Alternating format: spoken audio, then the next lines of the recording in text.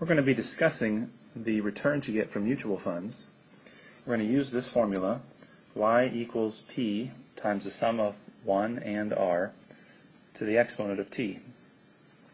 P stands for the principal. That's how much money you're putting into the account. R is the rate of return as a decimal. T is the time in years.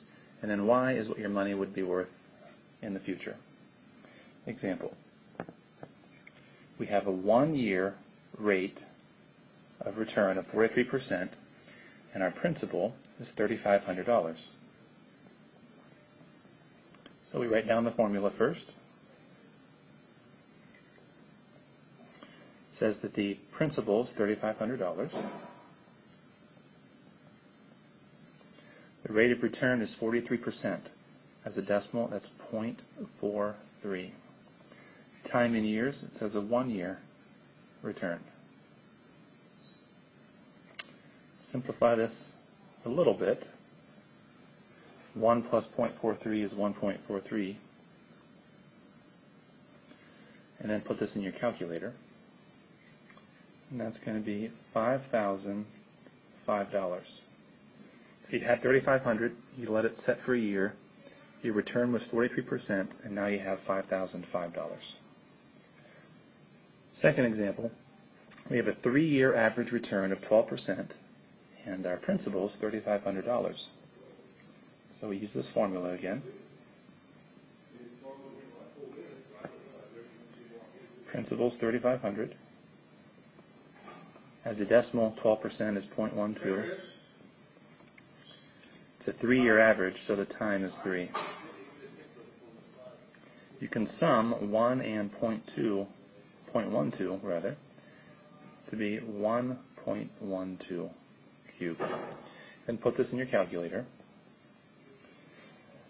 If you have a scientific calculator, this is how you would type it in. 3,500 times 1.12 carat cubed. If you don't have a scientific calculator, you might need to type it in like so.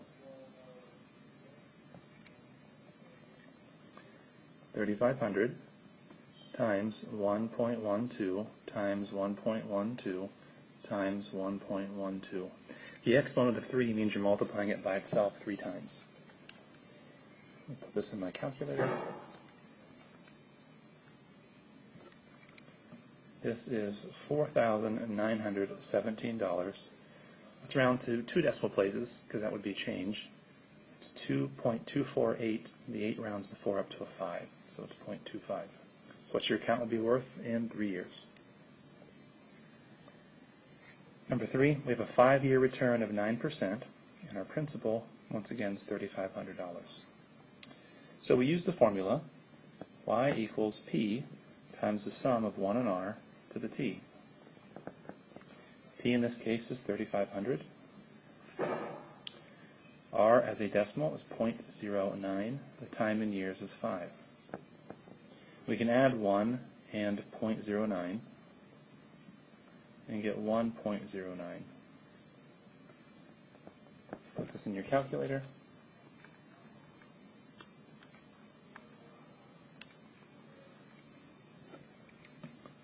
$5,385.18.